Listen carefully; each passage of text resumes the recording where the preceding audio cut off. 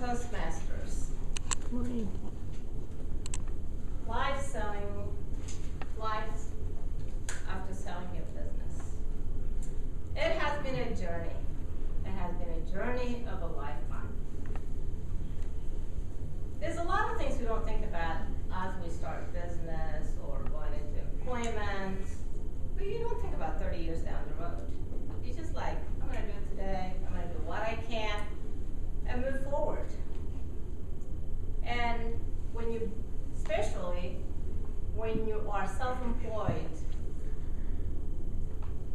this is a business. You want to make it successful. You work your heart out. You sacrifice a lot of things. It's a challenge. You have to be resilient. Of course, you have to perform. If you want this to be successful, you have to have a good people around you. But at the end of the day, you're responsible for everything that goes on in this business. There's no problem until there is a problem. If somebody does something wrong, it comes to you. You are the owner of this. You wear many hats. You are the chief operator, you are the CEO, you are the HR, you have tech support, you're doing everything. In the midst of that, you are raising family, you have kids, you're married, trying to juggle all this. Imagine 30 years of that. Sometime, lately when I really sit down and just trying to figure all this out, my God, I'm surprised my mind did not explode. But it has been a great journey, and it has been a pleasant journey. And after you've done all this, and the kids are growing, life is good, and one day you just say, you know what, I'm sick and tired of all this hype every day. And you decide to end it. And that's not a one-day deal. It's not a 2 days. Think about it, finally, you really have to get your emotions in place. Because there's a couple of times I've tried to sell my business, and as I'm talking about it, I'm kind of teary eyes. I say, Mom, I don't think you're ready for this. You don't sound too excited. A couple of years later, you build yourself up, and you say, It took about from July till March 1st to go through the process. And within that time, there's so much emotion, so much back and forth. His attorney, my CPA, his CPA. And by that time, you're just so sick and tired of the whole thing. I said, this has to go. I can't wait till this goes. And one day you wake up, it's over, it's done. And I'm at my kitchen table having a cup of coffee. I'm like, my God, really? It's done? I don't have to go anywhere today?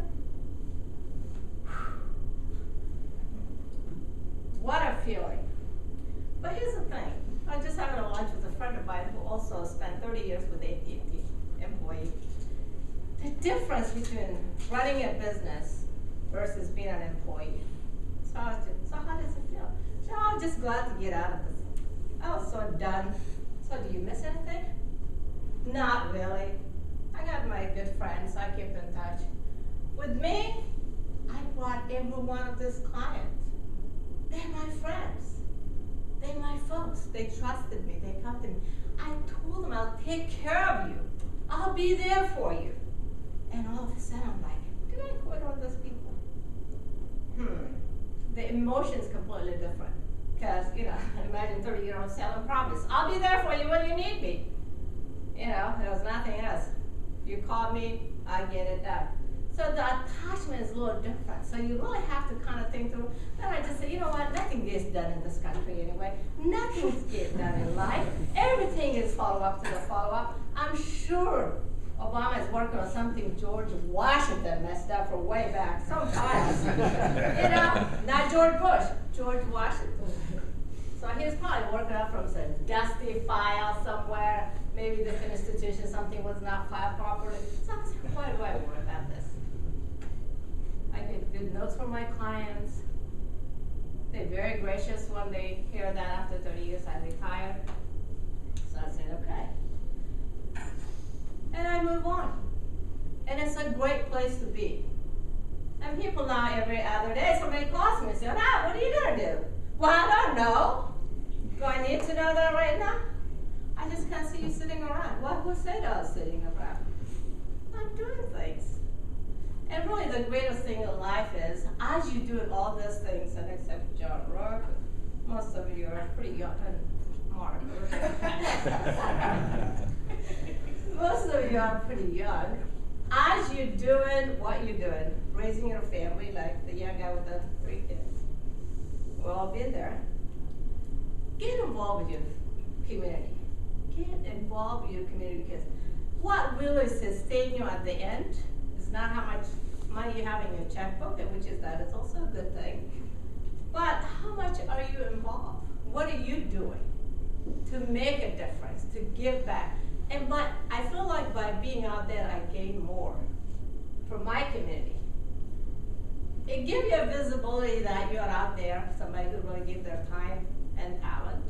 At the same time, that gift of being able, whether I'm mentoring a kid or whether I'm just helping out an organization to put things together, I'm out there. So I tried to make that balance as I was working.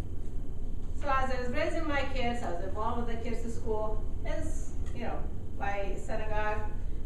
And now the kids are growing, I'm out there with the foundation, with the schools, with the different organizations. So every day somebody says, well, no, you're not working, can you be on our board? I say, no, I'm taking a break. I am in enough things I'm doing, but I want to just take a break and figure this all out. So I'm going to give myself to the end of the year, really figure out what I'm going to do next. And it's a great place to be. But in the meantime, I just told people, I work Monday all my life. Don't call me on Monday. Friday, I'm a Muslim. I go to mosque. It's my prayer day, just chill day. So I got this 4-day weekend, but Tuesday, Wednesday, and Thursday, I'll be out there helping. So the greatest thing I can encourage you, each and every one of you, life is a journey. You don't know what's going to lead you.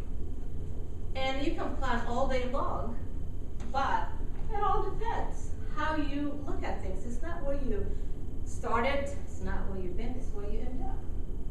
So get involved with your community, your family, of course, the most important thing. Your community, a good circle of friends, and some good books. Really sustain your life and give you the pleasure of enjoying your downtime, because when a friend of mine or an older client who have been with me for a long time sent me this note, he said, now, congratulations on your retirement. Welcome to 7-day weekend. I'm like, okay, I like that. I'm gonna enjoy that. I'm really gonna enjoy that. So it has been a great journey, and I enjoyed what I did so far, and the best yet to come.